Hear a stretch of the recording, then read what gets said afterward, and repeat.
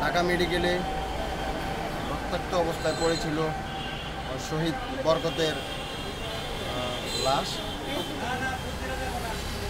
1952 সালের রাষ্ট্রভাষা বাংলার দাবিতে ঢাকা ইউনিভার্সিটির একদল তরুণ শিক্ষার্থী রাজপথে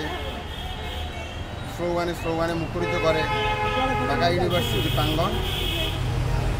সেখানে পুলিশ নির্বিচারে গুলি চালায়।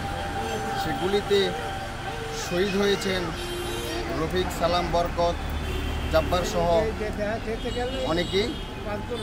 সেই বরকতেরই মা হাসিনা বেগম এখানে সমাধিত রয়েছে। সমাধিস্থলটি চতুর্পাশ থেকে ফুলে ফুলে সমারোহ।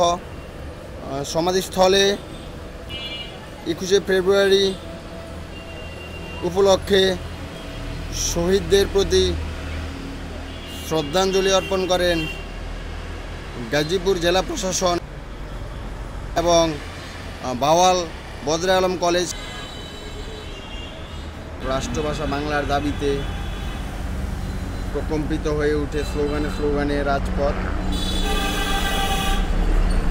তৎকালীন পাকিস্তানি স্বৈরশাসক 144 ধারা ভঙ্গ করে রাজপথে নামার অপরাধে ছাত্রদের উপরে নির্বিচারে গুলি চালায়। সেই গুলিতেই মৃত্যুবরণ করেন বরকত, সালাম, রফিক, জব্বার সহ নাম না জানা অনেকেই। তাদের স্মৃতির প্রতি শ্রদ্ধা অর্পণ করতেই মহান 21শে ফেব্রুয়ারি আন্তর্জাতিক মাতৃভাষা দিবস হিসাবে সারা বাংলাদেশ, সারা বিশ্বে পালিত হয়ে আসছে।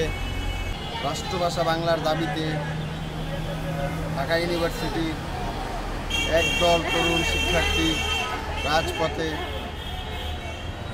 স্লোগানে মুখরিত করে ঢাকা ইউনিভার্সিটি প্রাঙ্গণ। সেখানে পুলিশ নির্বিচারে গুলি চালায়। সে গুলিতে শহীদ হয়েছেন রফিক, সালাম, বরকত, জব্বার সহ অনেকেই।